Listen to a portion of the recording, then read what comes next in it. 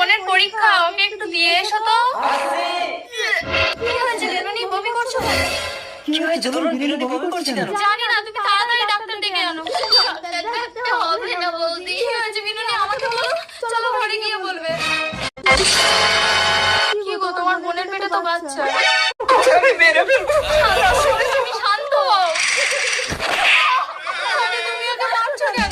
বাবা মারা যাওয়ার পর বৌদিকে সন্তানের মতো মানুষ করেছে। এই ছেলেটার নাম কি বল?